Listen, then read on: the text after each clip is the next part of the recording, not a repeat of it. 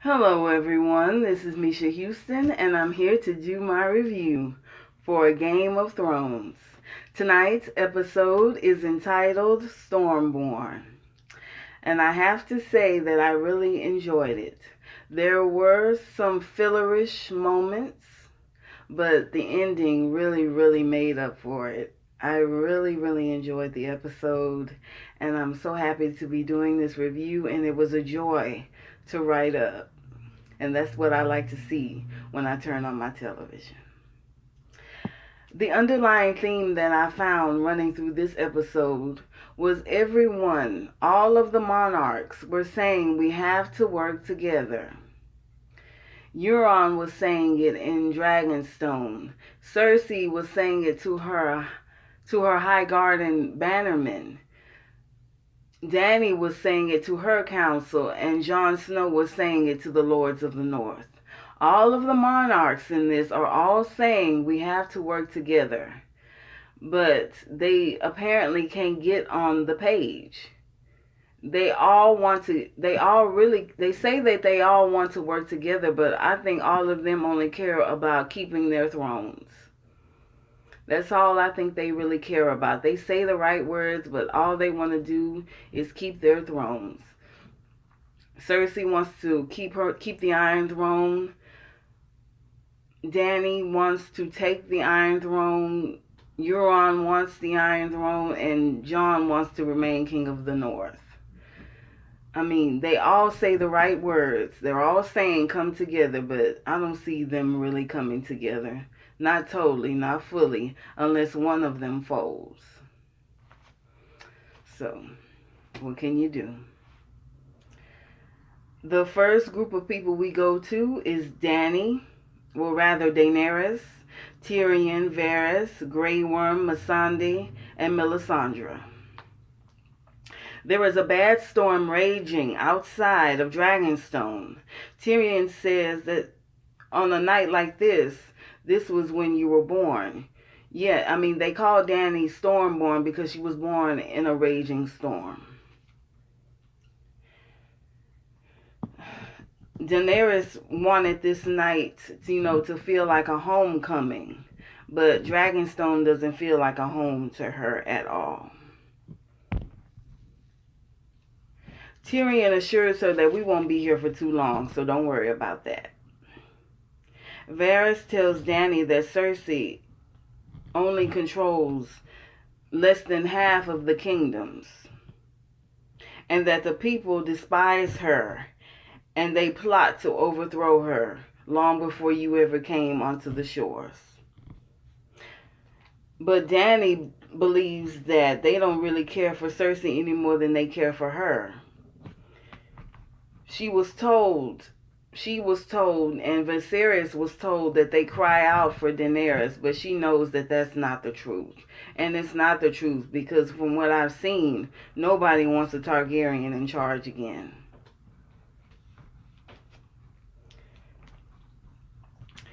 If Viserys was alive, Dany thinks that if he had the armies and if he were still alive and if he had the dragons, he would have taken over King's Landing by now.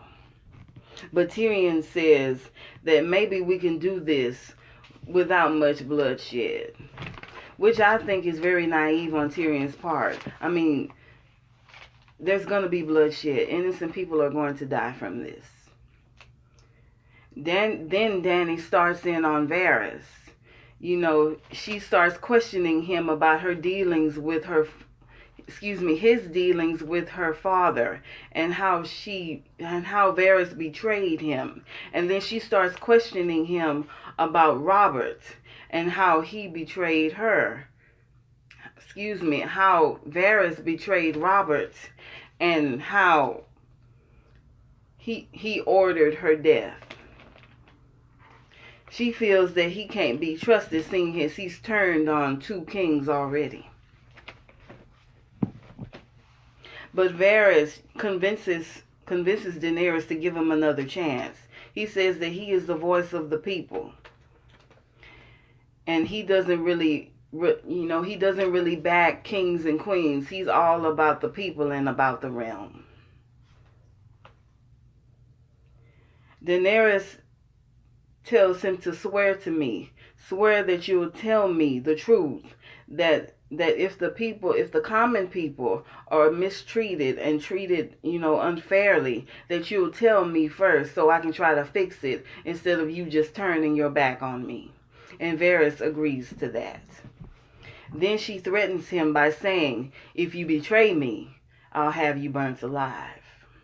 And then Varys responds, I'd expect nothing less from the mother of dragons. Then Grey Worm comes into the room saying that there's a priestess here to speak with you. They all go to Dany's throne room, and Melisandre, the Red Priestess of Ashai, is there. She tells Daenerys that she was once a slave. She was branded and scourged and bought and sold, and it is a great honor for her to meet the woman who broke the chains. Daenerys says that the Red Priestesses of your order brought peace to my city in Marine. So Dany tells her that it's an honor to meet you too. Varys warns Daenerys about Melisandre because she once backed Stannis, which is true. She did back Stannis, and she also backed Jon. And he warns her not to trust her. But Dany decides to forgive her anyway. Melisandre warns her that the long night is coming, and only the prince that was promised can bring peace and can bring forth the dawn. Missandei tells Daenerys that in Valyrian, prince can also mean princess. And Dany likes what she hears. I think she's getting it into her head that she's the prince that was promised. Melisandre believes that Dany has a role to play, and so does Jon Snow. Tyrion is surprised to hear that Jon Snow has become king of the North. But, it's true. Jon is now the king of the North. Melisandre wants Dany to meet with Jon Snow, to summon him to Dragonstone, and to let him tell Daenerys what's really going on and what's really going wrong in the North. Tyrion says that, I don't know anything about prophecies, but I do know Jon, and I know that he's a good man and he could be a good ally for us. He also says that Cersei killed his father and killed his brother, and that he hates Cersei more than Daenerys does. Dany agrees to summon Jon to Dragonstone, but she expects him to kneel. Now, let me talk about Daenerys for 1 minute. All she really cares about is the Iron Throne, and all she cares about is taking over the 7 kingdoms. She doesn't know anything about the North. She doesn't know anything about what's going on beyond the wall, and I very much doubt that she will even care. And even if she even believes it, she doesn't even care about that. All she really cares about is being worshipped and obeyed. And I think that her and Cersei have that in common. They really need to get over themselves. They need to get over themselves and see the real threat beyond the wall. The next group we go to is Jon, Sansa, and Davos. A very short scene. The children, the little lordlings and the children are training in the courtyard with archery, with bows and arrows and with swords. Jon, Sansa, and Davos are reading the summons that Dany sent. Sansa doesn't think that Tyrion is the one who wrote it, and she just thinks it's nothing but a trap. But Jon knows it to be true, that it is from Tyrion, because of the phrase that he read at the bottom. All dwarves are bastards in their father's eyes. Jon asks for information on Tyrion from Sansa. And Sansa tells him that he's not like the other Lannisters. He's a good man. He always treated me kindly. But she feels that this is just too much of a risk. The letter says, join with Dany, and we can put an end to Cersei's tyranny.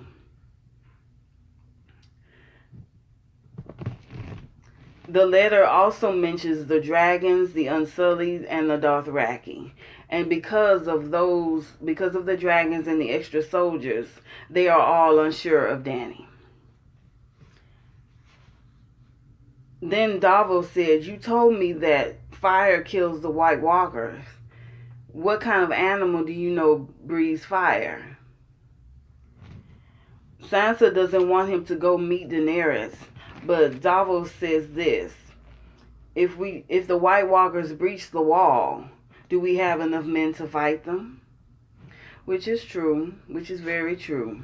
I can understand Sansa's point of view, but I also understand Davos. They need all the help that they can get. And I hope that Dany can get over herself and lend a hand to Jon. I mean, it's really no point of her sitting on the Iron Throne if the White Walkers are breaking down the wall. It's not going to matter. You need to if you want to be the queen of this place, you need to take down the White Walkers. The next group of people we go to is Cersei, Jaime, and Randyll Tarly. In King's Landing, Cersei is on her throne speaking with the Reach's bannermen. Cersei says if the Mad King's daughter takes the realm, then she'll do nothing but destroy it. She says that the Reach is now in open rebellion against the crown. Dany and Olenna has ferried an army of savages to our front door. An army of mindless Unsullied who would destroy your homes. Dothraki heathens that would burn your villages, rape your women, and kill your children. Then she mentions the Mad King and all the horrible things and the horrible deeds that he inflicted upon his people. Cersei says Dany is no different from her father.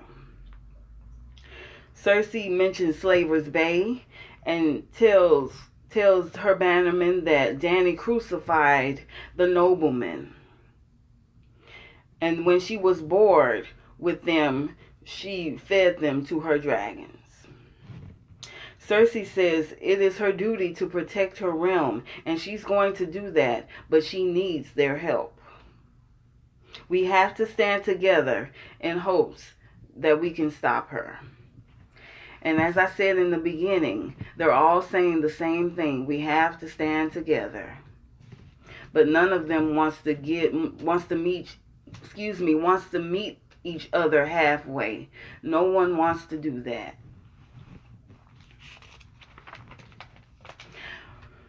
Randyll Tarly steps forward and says that she has 3 full-grown dragons. What do we have to combat against that? Then Qyburn steps forward and says, we're currently working on a solution. Jaime then speaks to Randyll Tarly alone. Jaime wants Tarly to be his ranking general and side with Cersei against Dany and Olenna. Randyll Tarly says that he swore to Olenna and to Highgarden and that he is not an oathbreaker. Jaime then says that you also swore to the crown as well. Tarly says that he has known Olenna ever since he was a young man, and that he doesn't want to side against her. Jaime then says she was once a great woman, back in the day, but now she's desperate and broken, and she's all about revenge. She wants revenge so badly that she has brought the Dothraki to the Westerosi shores. And she is not the same person that she once was. Jaime knows that Randyll Tarly doesn't like Cersei, and no one really likes Cersei, of course, but he tells him that you have a choice to make. You can either side with us or you can side with these savages and eunuchs who would destroy your home and rape your wife and your children and enslave them. Jamie says once the war is won, the crown will make him warden in the South. So I think that Randall Tarley is going to side with the Lannisters. And they did side with the Lannisters. The Tarleys sided with the Lannisters in the Battle of Blackwater Bay. So why is he giving him a hard time now? Highgarden has always been on the Lannister side. No, now, before I go to the next section, I want to talk about Dany. Cersei was describing her deeds to her bannermen. And Dany thought that she was right in doing those things. You know, crucifying and feeding people to the dragons. But it's a bad look on Dany. It looks bad when people say things like this about you. That you've unleashed these monsters onto the world. That you've unleashed savages and having the Dothraki. It's just not a good look on Dany. And Cersei believes, just as everyone else believes it of Dany, that she's not here to help anyone. She's just here to destroy everything. So, I mean, Dany bringing the Dothraki here and bringing these dragons and these armies and these foreigners here, it just doesn't look good on Dany at all. She's trying to pass herself off as a mild-mannered, peace-loving ruler, but that is not how the world sees her. They see her as a conqueror. And another thing that I want to say about Dany, she wants to have it both ways. She wants to be this ruler, this peaceful ruler, and she wants to be feared, but she also wants children to flock around her like she's the Messiah. And she can't have it both ways. She just can't have that. She has to make a choice on what kind of ruler she wants to be. She just can't be. She's trying to have it both ways. She wants to be peace-loving, but a few seasons ago, she burned up Astapor, she sacked Yunkai, and she crucified Meereen. I mean, you can't have it both ways, Dany. You got to be one or the other. The next group we go to is Jorah, Samwell, and the Archmaester. At the Citadel, the Archmaester and Samwell are with Jorah. Sir Jorah is shirtless. He doesn't have a shirt on, and the grayscale nearly covers his entire torso. Jorah asks him, "How long do I have?" The maester says, you may live for another 10 years, maybe less, but the infection is too far advanced to be treated. He says that he should have cut his arm off as soon as he was touched. Then Jorah asks him again, "How long before it reaches my mind?" And the Archmaester says maybe 6 months or less. Samwell mentions Shireen Baratheon, the princess who had grayscale, who contracted grayscale as a baby, and she was eventually cured. The Archmaester says that the princess was cured because they caught it in time, but his disease is too far ahead, it's too advanced, and there's nothing that they can really do about it. The Archmaester says since he is an anointed knight, he will give him one more day, either to kill himself or leave on his own, but he can't stay there. They're pretty much kicking him out because there's nothing that he can do, and he's become a danger to everyone there. And then the Archmaester leaves the room. Samwell stays for a minute, asking, "Should I send word to your family?" Then Jorah introduces himself as Sir Jorah Mormont of Bear Island. And then he tells Samwell that my family pretty much disowned me. I've been dead to my family for years now, and there's no one to reach out to. And then Samwell leaves. The next two people we go to is Cersei and Qyburn. Cersei and Qyburn are in the crypts of the Red Keep looking at the old bones of the dragons. Qyburn shows her the bones of Balerion, the Black Dread, the dragon that Aegon rode when he took over the Seven Kingdoms. The dragons, he says, are very powerful creatures, but they're not invincible. He tells her that while Dany was in Meereen, one of her dragons were wounded with a spear. And if they can be wounded, he says, then they can be killed. Then he shows her a massive crossbow, a huge crossbow. It's so big that they have to literally walk around it like a pool table. I mean, it's really big and it's really huge, and it fires spears. Cersei pulls the lever and the crossbow fires, and it hits Balerion's bones so hard that they shatter. So Qyburn and Cersei are definitely in the fight. They're doing everything they can to fight off Daenerys. Now, the next group of people we go to is Yara, Dany, Ellaria Sand, Olenna Tyrell, Tyrion, Theon Varys, and Missandei. Now, back at Dragonstone, Yara wants to take King's Landing now, but Tyrion is concerned that innocents will die in the firestorm. Then Ellaria says this is war, and then Tyrion and her argue about Myrcella's death.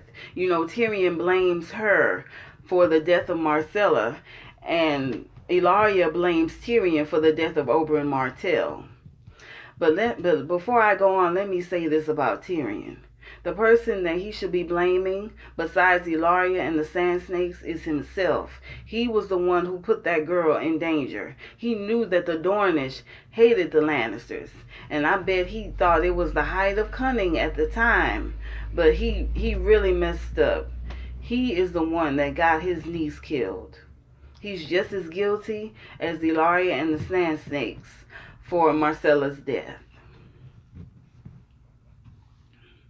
Now, after they argue, Dany quiets them and orders Ellaria Sand to treat Tyrion with respect.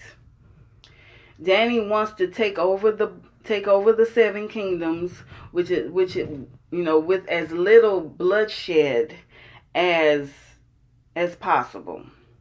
But Olenna says the only way you can get these people to worship you is for them to have to fear you. You can't just be nice about this. You're taking over. You're conquering. And the only way they'll obey you is if they fear you.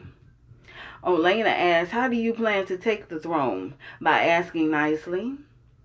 Which is a nod to Marjorie, her granddaughter. Because back in the second season, she pretty much asked Joffrey to be his queen, and Joffrey says yes, and that's how she became queen. Dany wants to set up shop with a blockade around King's Landing with Dornish and Reach troops. Yara is to take Ellaria back to Dorne and bring back Dornish troops. Tyrion also wants the Unsullied to take over Casterly Rock. Yara, Ellaria, and Olenna all agree with that plan. Dany asks Olenna to stay, and they talk privately. Dany knows that she's only here out of hatred for Cersei, but she promises Olenna that Cersei, will pay for what she's done, and that she will bring peace to the realm. Olenna says, no matter what you do, peace doesn't last long, which is very true.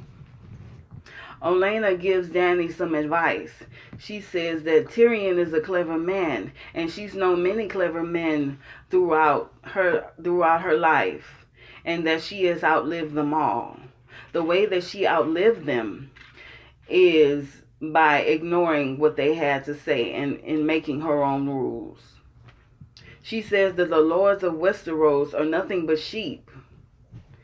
You need to be the dragon. Great scene with Olenna. Great scene. The next two people we go to is Grey Worm and Missandei. Missandei comes to Grey Worm's chambers asking, were you even going to tell me goodbye? And he says that I'll speak with you when I get back. Missandei goes to leave, but he calls her back. He says that he's never had any fear as a child, which is considered a weakness, to the Unsullied.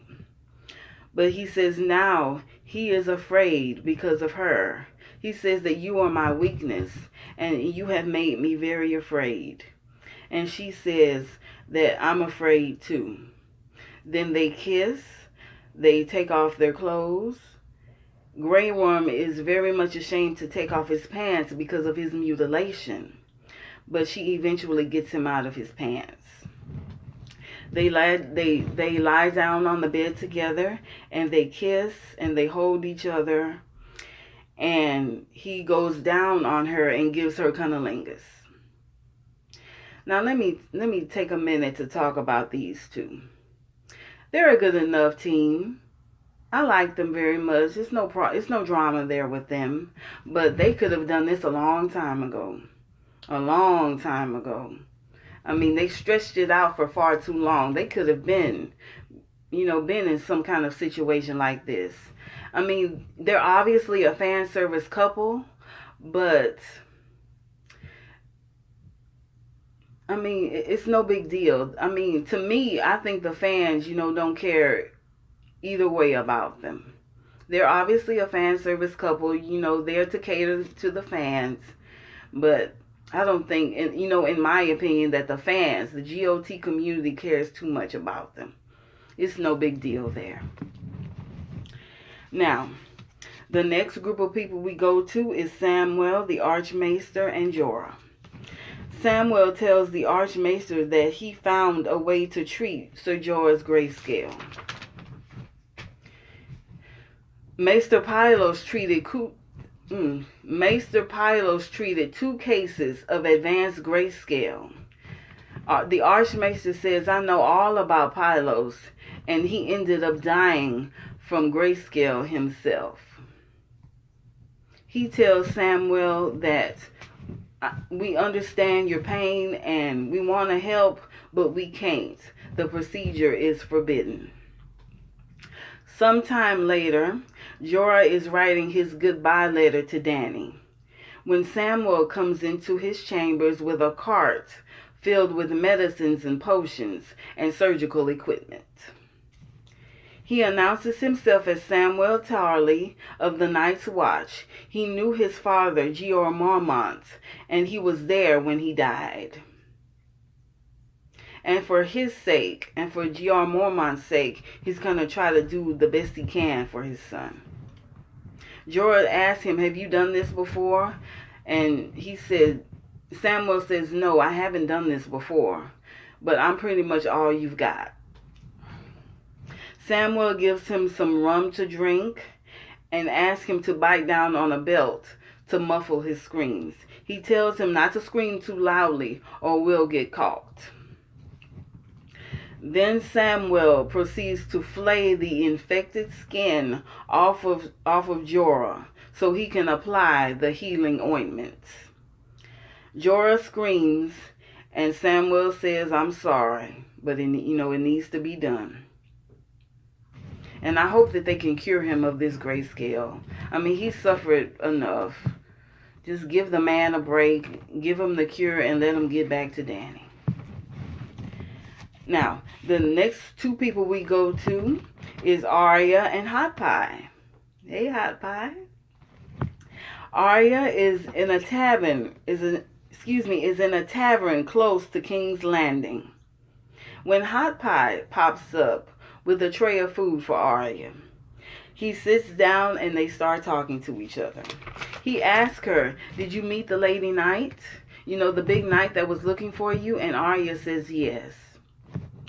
And Arya, the look in her eyes, she looks so far away. She's staring off into space. She looks listless. And, she's very numb. She's very numb. He asks what happened to her, but she doesn't answer. He asks her, where are you going? And she says, I'm going to King's Landing. She had heard that Cersei had been queen. And then Hot Pie tells her, you might want to just go on back to Winterfell. The Boltons are dead, and Jon Snow won the Battle of the Bastards and has become King of the North.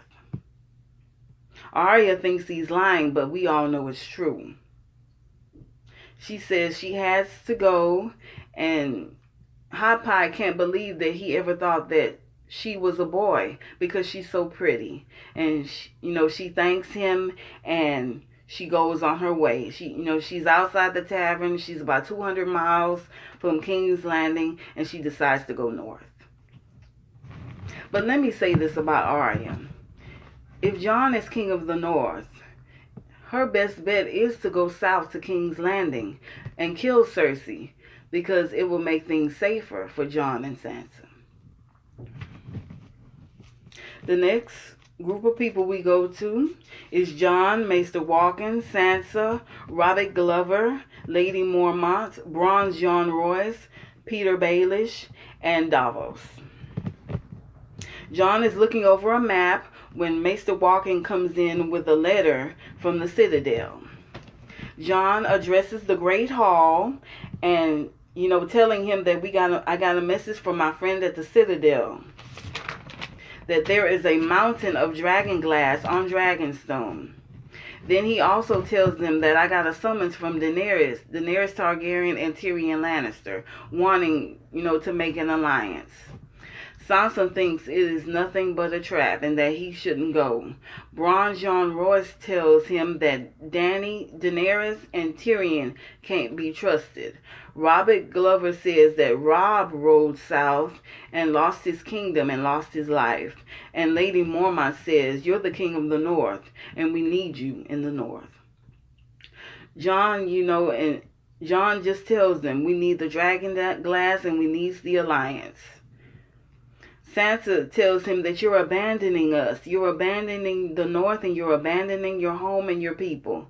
And Jon tells her, I'm leaving the north in your hands to rule. You are the lady of Winterfell, and you are going to rule the north in my stead. She looks, confused and overwhelmed. She looks to Littlefinger, whom is smiling at the news, and she eventually accepts.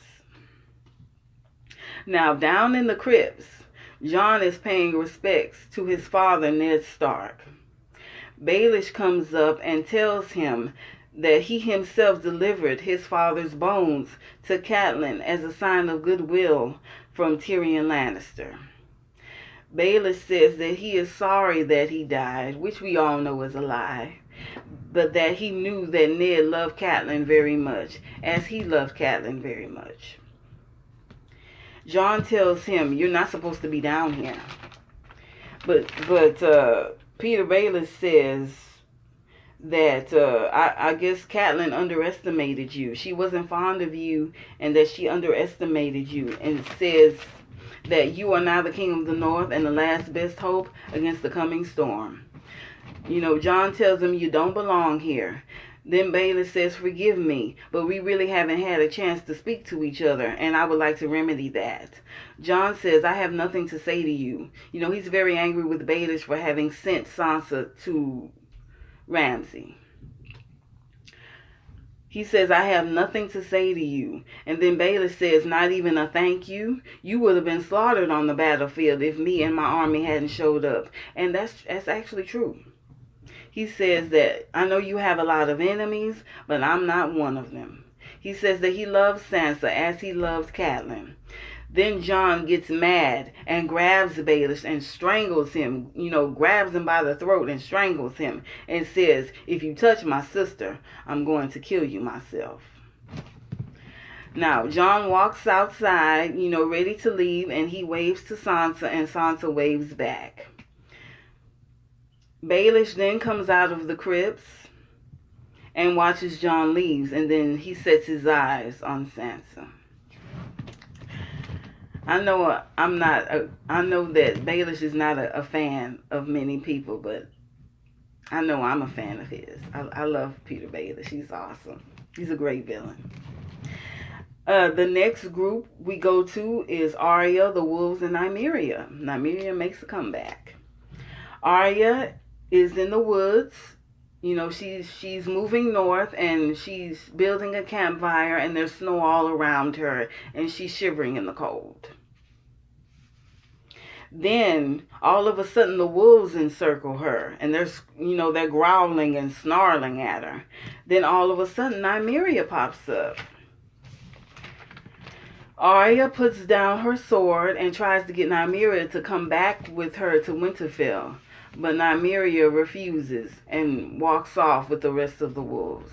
And Arya wanted Nymeria to come back with her to Winterfell, but she understood that Nymeria had her own life, and she's done. They're pretty much done with each other. And Arya understood that and said, I know it's not you. I know it's not you. I understand.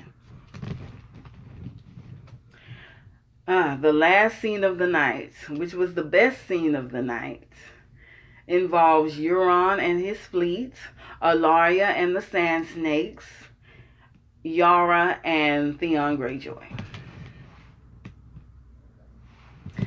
The first thing we see is Euron's fleet sailing into the night.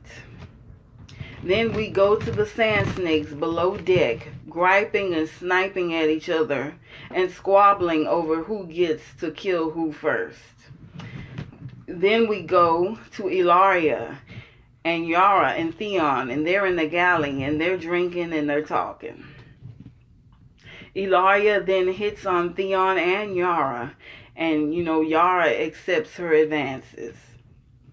Ellaria walks over to Yara, with her sexy on, and then they begin to kiss.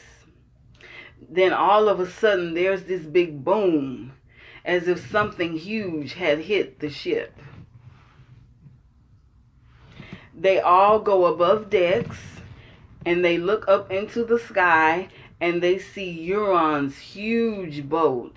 It's an enormous, enormous boat, way bigger than Yara's. Euron's boat, which is called Silence. He comes out of the fog, and then he lowers this corvus. And a corvus is a big ramp that lowers down onto Yara's ship.